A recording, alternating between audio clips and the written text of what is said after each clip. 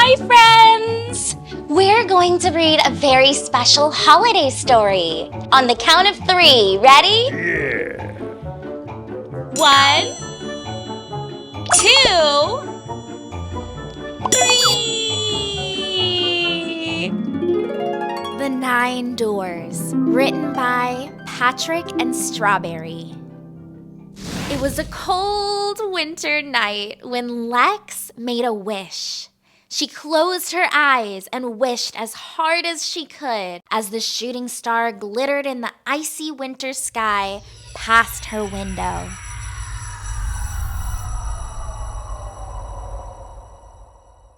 She repeated her wish over and over again. Just then, she heard a sound behind her. Hey! The voice said. Over here! The voice was coming from a little firefly, glowing with a magic aura. You can talk? Lex said. You bet your bottom dollar, Said the firefly. Listen, I heard your wish, and I think I can help you. But you have to be as quiet as you can. We're going somewhere to grant your wish. The North Star Factory. But if the elves hear you, they'll be all over you like a moth to the flame. The firefly flew around in figure 8s. Ready? Lex nodded, and they crept out of her bedroom into the sleeping house. She turned around corners into a hallway she'd never noticed before. Come on! The only way to get to the North Star Factory is to first get lost. The firefly said, turning another strange corner in the house that Lex thought she knew so well. The wallpaper started turning a pale green, and she heard the bustle of voices. Before she knew it, they were in some sort of magical factory. Elves lined the walls, building little wooden boxes with something glowing inside of them. Those are shooting stars, Whispered the firefly. Every shooting star you ever saw was made here. She tiptoed past them, but they never glanced up from their work. This way. The firefly whispered, and they turned a corner to find a very strange door. Through the door was a magical land. This is how the elves get around. The firefly said.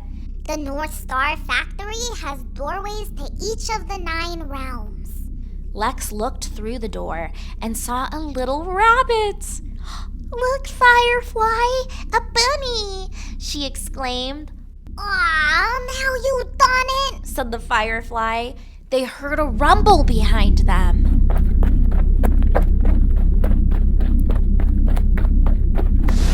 As the elves turned the corner to get them, the duo dove through the door. Quick, shut it!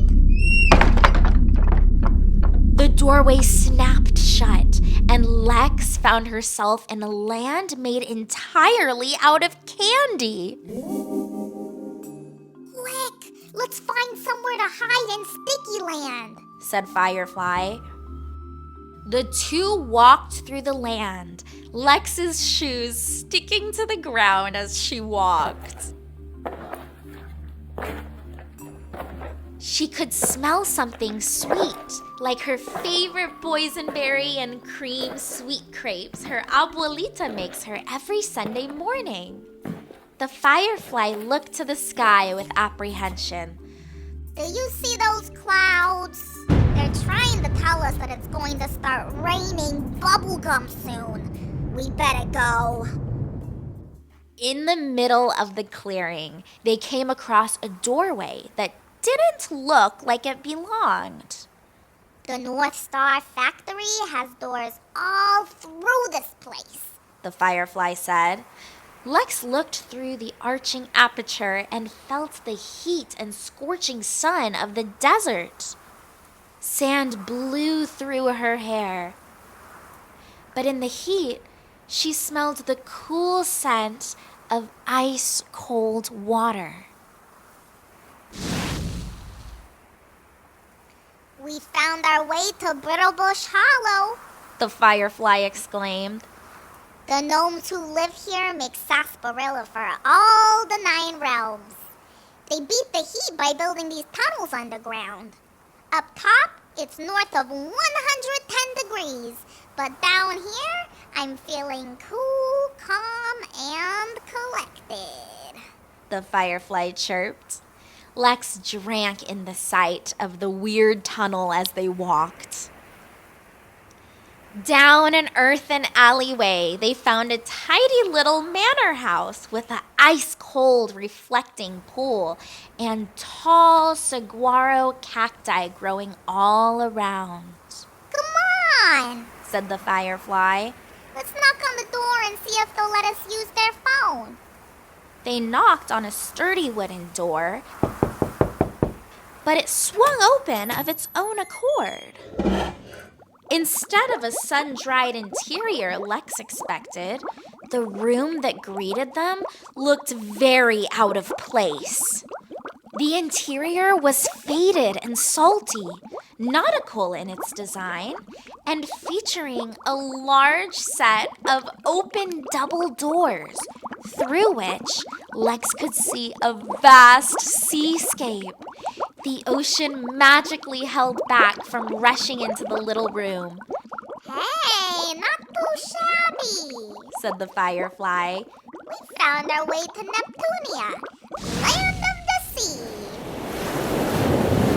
Lex and Firefly walked through giant bubbles on the seafloor, each one with its own little Victorian house nestled comfortably inside. Men and women in sea suits like astronauts rode sharks and dolphins on their way to work. I went to school here, the Firefly said over his shoulder. Come on, the whale station is over here. They entered a giant dome building where people were boarding whale trains and floating off into the dark sea. Let's get a tuna salad, said the Firefly. I know a place around here. But when they rounded the corner, they found a door that looked strangely out of place. The new doorway was covered in moss and decorated with floral patterns. Through it, Lex felt the warm breeze of summer and the delicious scent of distant barbecue. Okay, great. We found our way to Micropolis. Without another thought, the Firefly whizzed past Lex's head and into the world of giant mushrooms. Lex looked in awe at the grass stalks as tall as trees. Everything's tiny here, said the Firefly. Come on, let's hop on the Pocket Express, he said, gesturing to a little mine cart sitting on rails. They started down the tracks, past lumbering snails. Lex spoke up. Is it just me, Firefly, or are you getting bigger? Hey, you're right, said the Firefly. Here in Micropolis, us bugs get bigger than ever. Come on, why take the slow lane when you can fly? Throwing Lex on his back, they took to the skies, whizzing between grass stalks and past foxtails. The next door is right over here. As they approached the next door, an icy chill seemed to freeze Lex to her core. These are the Peppermint Badlands, said Firefly. People who are endlessly searching in life come here in their dreams. The two stepped into the forest of candy canes. Different kinds of candy cane grew in tall spires, and the wind whistled in this desolate place. The two walked for what felt like weeks, or maybe it was just a few minutes. It was hard to tell here. Some folks get stuck here for years and years, said the Firefly. The pillars of candy surrounded Lex like giants. Turn right over here. We're almost to my neighborhood, Glowhaven. Here we are! The Firefly exclaimed as they reached a door that glowed with magical light. Through it, Lex could see fireflies bustling about in an endless city of sparkling light. Glowhaven! I've missed ya! Mwah, mwah, mwah! The Firefly said as he zipped through the door. Lex and Firefly walked alongside a babbling brook lit with flickering candles. The apartments here were built into trees and rose above them into a canopy of dappled light. This is my neighborhood. Down the street you can get the best glowing macaroons in all the 9 realms. Come on, I sublet a little place up here, said Firefly, leading Lex to a door in a quiet little Glowhaven neighborhood. But when they opened the apartment, the room inside looked very out of place. Aw, jeez. The elves are after us. They're using their magic to bring us back to the real world. The room that met them next was futuristic, sleek, and smelled slightly of motor oil. Through the doorway was a bustling city of metal people, each clanging and clinking as they went about their day. Well, looks like Tinkertown. As he spoke, side tables at each side of the door crawl around like little mechanical spiders. Come on, they're gonna show us around. Firefly buzzed as he zipped on in. Tinkertown bustled with robots on roller skates, mechanical birds flying in every direction, and delicious mac and cheese made out of rivets and motor oil. Suddenly, a pizza delivery bot in a rusty jalopy zips right between the Firefly and Lex. The robot buzzes in a tiny shout. Hey, watch out. I'm walking here. Lex responded. No, you're not. You're driving.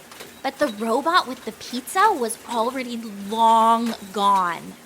As they continue up the street, they entered a robot diner called the Nuts and Bolts. Oh, perfect. I could eat a stink bug. Firefly said as they searched for a table in the busy diner. The diner that looked so small on the outside seemed enormous on the inside. Seeing Lex's wonderment, the Firefly smiles. Tinkertown can trick you like that. Things really are not as they appear to be. Just as the server brought up one large pizza for the friends, Lex tries to take a bite, but her lips are met with cold, hard metal. Firefly shook his head. Only robo food here, little one. We better get going. Come on. Lex and Firefly walk towards the door to leave, but the entrance has been replaced by a new portal to another realm. A gust of snowy wind rushes into the diner, and booming voices of laughter are heard in the distance.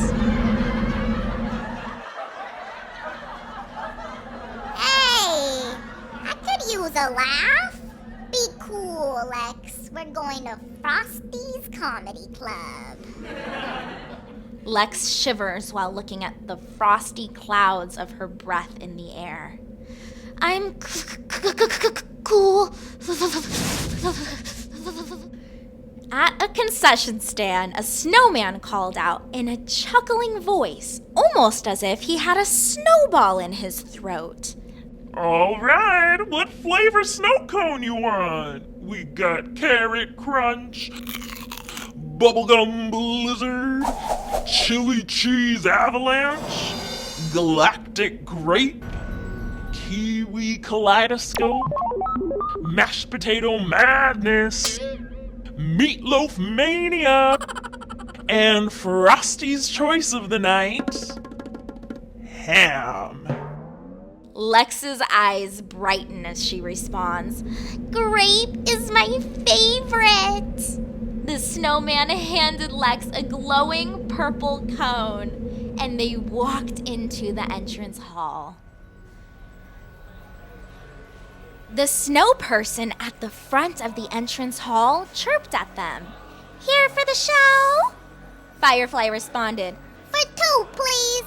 The snowman handed them each a very icy ticket.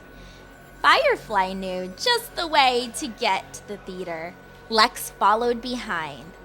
Oh, by the way, Lex, you cannot laugh in here, no matter how good the act.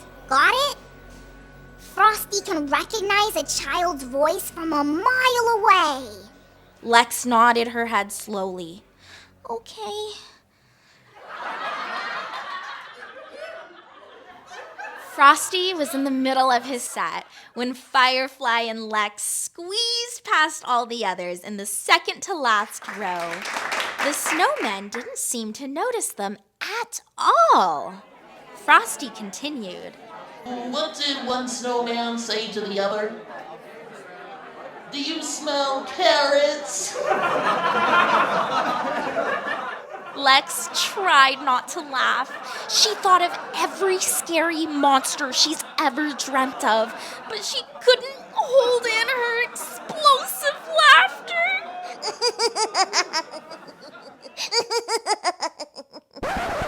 Frosty then yelled, Wait, what's that I hear? All the way in the back? All button eyes were now on Lex. Someone screamed, Ah, a child!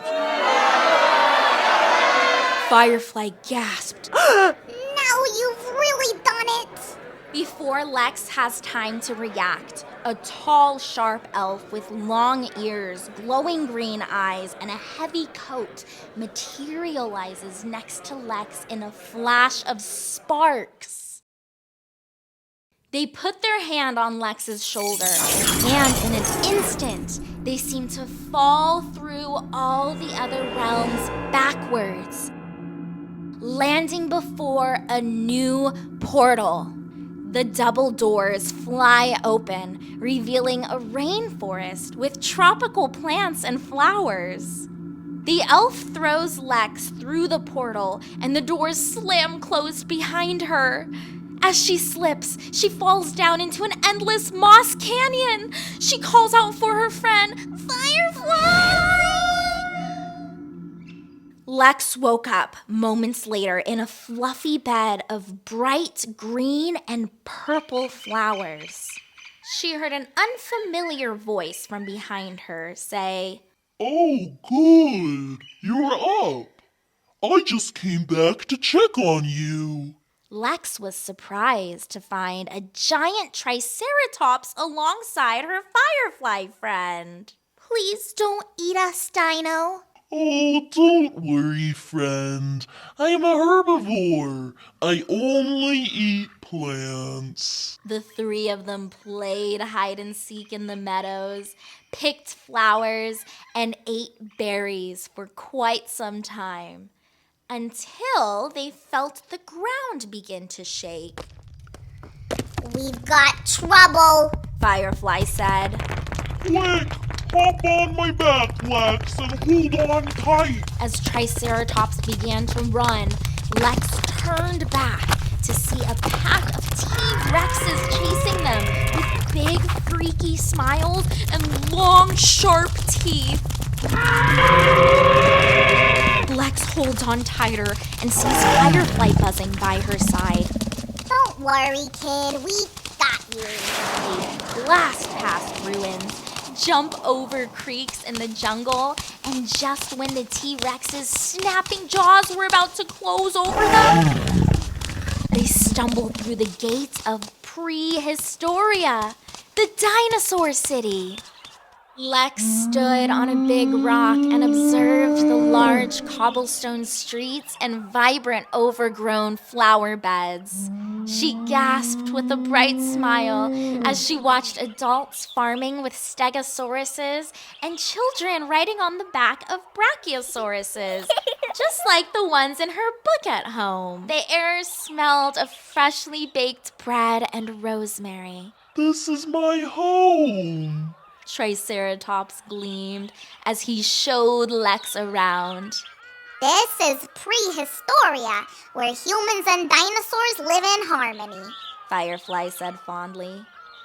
Thank you for saving us, Dino. Lex gives Triceratops a huge hug and another flower she's found, while Firefly circles around them happily. But how do I get back home? Lex wondered aloud. Just then, a wise old bird heard them and interjected. You know, there's a secret door just in that glen over there. It's said to only open when a true wish is finally granted. Let's go, Lex cried, and the three of them ran towards the clearing. There, amongst the mist of overgrowth, was a circular door.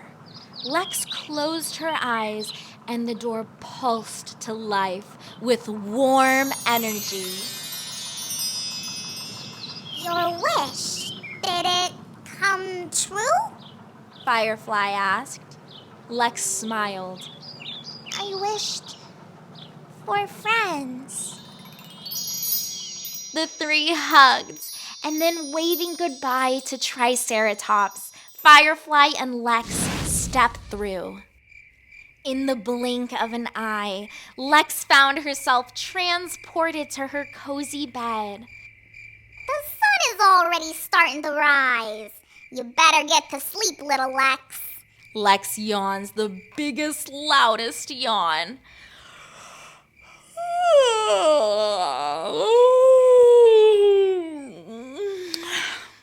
When will I see you again, Firefly?